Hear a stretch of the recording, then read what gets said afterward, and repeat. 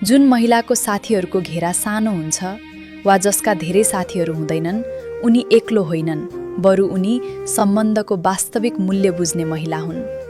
उनले जीवनले सिकाएका पाठहरूबाट बुझेकी हुन्छन् कि सम्बन्धमा सङ्ख्या होइन, गुणस्तर महत्त्वपूर्ण हुन्छ। आफ्नो मूल्य प्रमाणित गर्न उनलाई भिडको आवश्यकता पर्दैन, किनकि उनको आत्मविश्वास अरूको प्रशंसा वा स्वीकृतिबाट होइन, आफ्नै आत्मसम्मानबाट जन्मिएको हुन्छ। उनी आफ्ना सबलता र कमजोरी दुवैलाई चिन्छिन्, त्यसैले एक्लै उभिन वा आफ्नै निर्णयमा अघि बढ्न उनी डराउँदिनन्।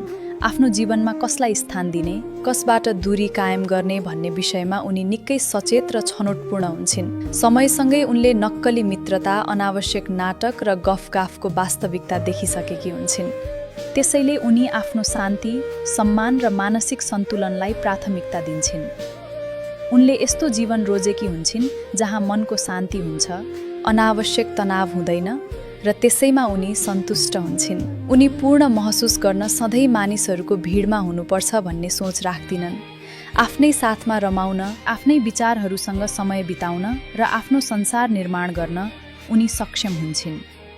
उनलाई थाहा हुन्छ कि साँचो साथीहरू जीवनमा धेरै कम भेटिन्छन्।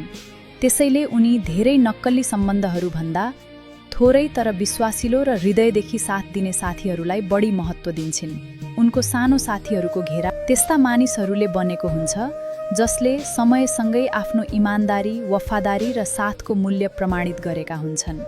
किनकि उनी जान्दछिन् जीवनमा धेरै मानिसहरू हुनु ठुलो कुरा होइन, सही मानिसहरू हुनु नै सबैभन्दा ठुलो सम्पत्ति हो।